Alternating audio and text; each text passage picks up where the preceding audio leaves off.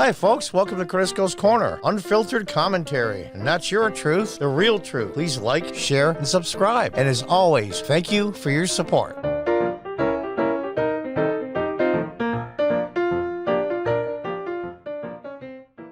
Welcome back from Fox News. This is another story similar to what I did in a previous episode.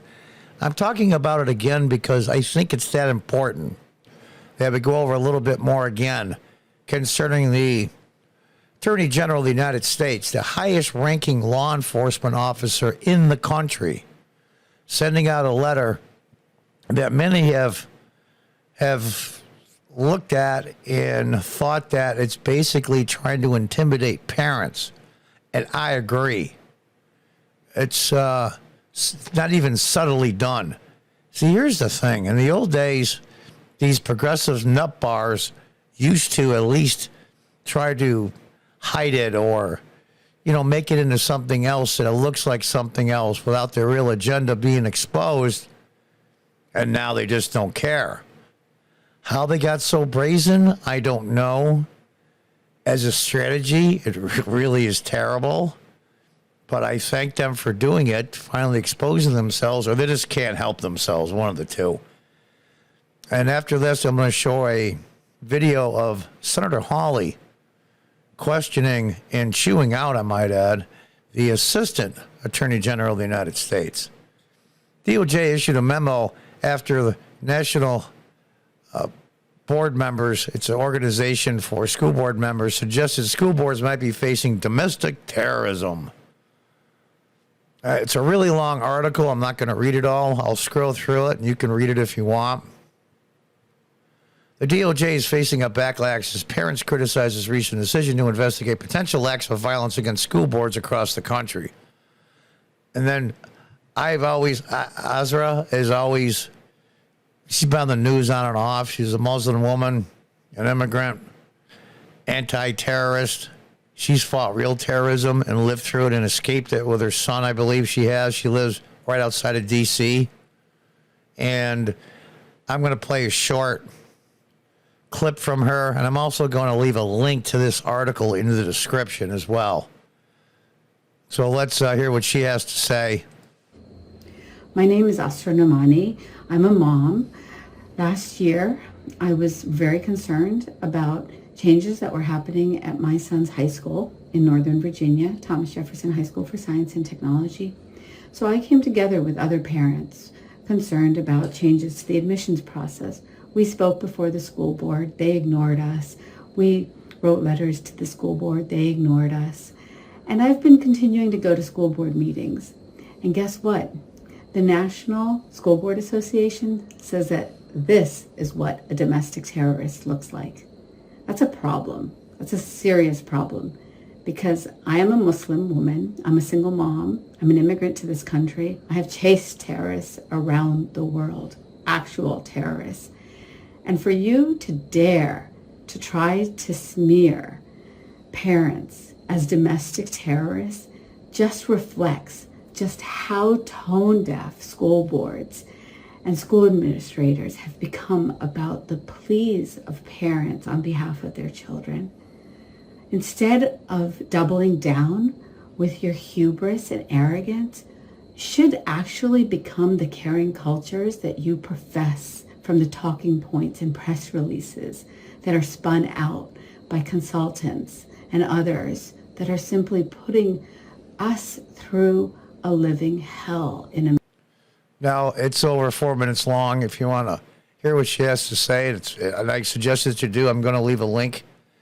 I'm not going to read all of this, but she says, this is what I look like, a domestic terrorist to you? You owe parents an apology. Amani's group has been conducting deep research into how school boards across the country are implementing so-called woke ideas in their curricula. Now, here we go. Twitter's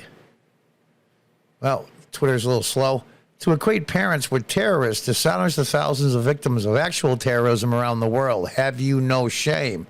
No, they don't.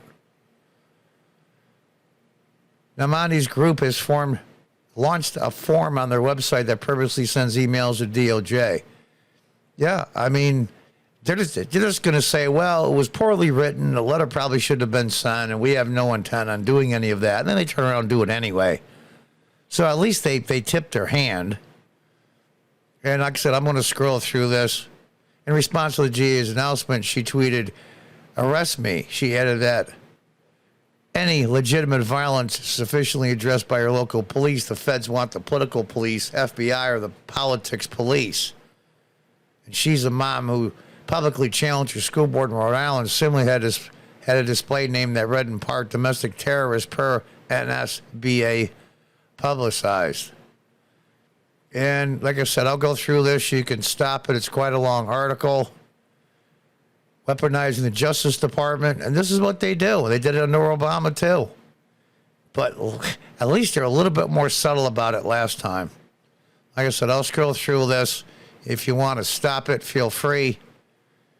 Now, I'm going to play now it's about a 4-minute video from Senator Hawley at a Senate hearing with the Assistant Attorney General of the United States. It makes for very compelling listening.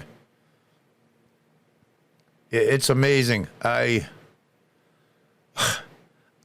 speechless to this whole thing. And I'm not shocked at what these people do, and even I'm shocked. I'm almost speechless, but not quite. They can't shut me up that easily. Mr. Chairman, Ms. Monaco, I want to come back to this extraordinary letter and memorandum that the Attorney General of the United States issued yesterday. Practically every day brings new reports about this administration weaponizing the federal bureaucracy to go after political opponents. Frankly, I don't think we've ever seen anything like it in American history. I mean, for those of us who missed the McCarthy era, I guess this president is intent on bringing it to us, but with new force and new power and new urgency, unlike anything we've ever seen.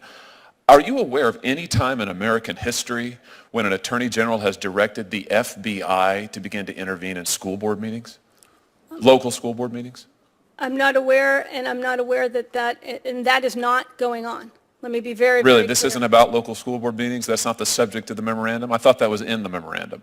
The memorandum is quite clear. It's one page, and it asks the U.S. Attorney community and the FBI special agents in charge to convene state and local law enforcement partners to ensure that there's an open line of communication to address threats, to address violence, and that's the appropriate role of the Department of Justice to make sure that we are addressing criminal conduct and violence. At local school board meetings, let me just ask you this. Is parents waiting sometimes for hours to speak at a local school board meeting to express concerns about critical race theory or the masking of their students, particularly young children?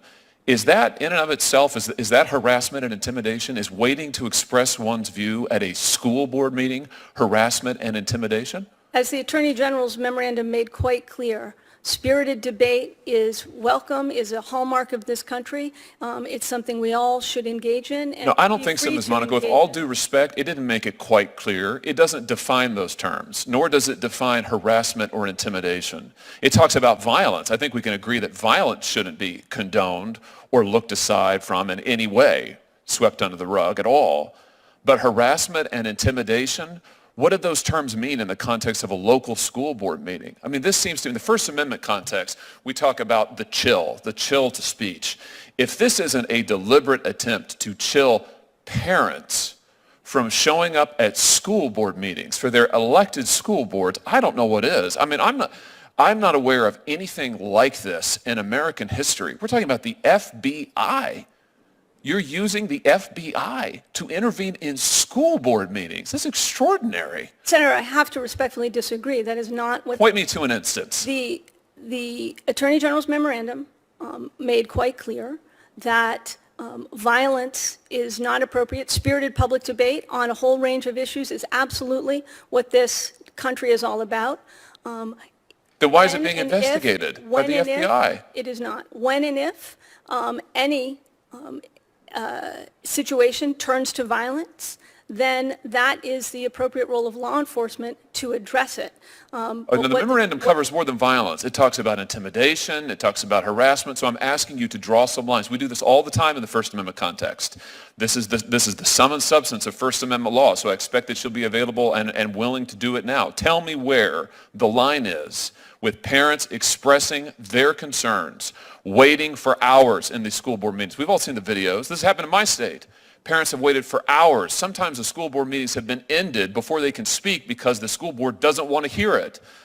And now parents are told that if they wait and they express their views, that they may be investigated for intimidation? I don't know who's telling them that, Senator. The job of the Justice Department is to investigate crimes. When a situation turns to violence, when and if a situation turns to violence, it's the job of the Justice Department and local law enforcement to address that. The Attorney General's memorandum simply asked the U.S. Attorney community, the FBI, and their counterparts to ensure that state and local law enforcement has an open line of communication to report threats, whether they happen in the context of election officials being threatened, whether they happen in the context of members of Congress being threatened, which the FBI responds to on a regular basis, as is appropriate. The job of the Justice Department is to address criminal conduct. You know, all I can say is this is truly extraordinary. I think you know it is. It's unprecedented. You can't point to a single instance where anything like this has happened before. And I think parents across this country are going to be stunned to learn, stunned, that if they show up at a local school board meeting, by the way, where they have the right to appear and be heard, where they have the right to say something about their children's education, where they have the right to vote, and you are attempting to intimidate them. You are attempting to silence them. You are attempting to interfere with their rights as parents and, yes, with their rights as voters. This is wrong. This is dangerous. And I cannot believe that an Attorney General of the United States is engaging in this kind of conduct. And frankly, I can't believe that you are sitting here today defending it. I intend to get answers to these questions. You won't answer my questions. I'm going to get answers to these questions. Mr. Chairman, we need to have a hearing on this subject. We need to hear from the Attorney General himself. He needs to come here, take the oath, sit there, and answer questions. We have never seen anything like this before in our country's history. And frankly, I want to say I think it is a dangerous, dangerous precedent. And there you have it, folks. Till next time, goodbye and good luck.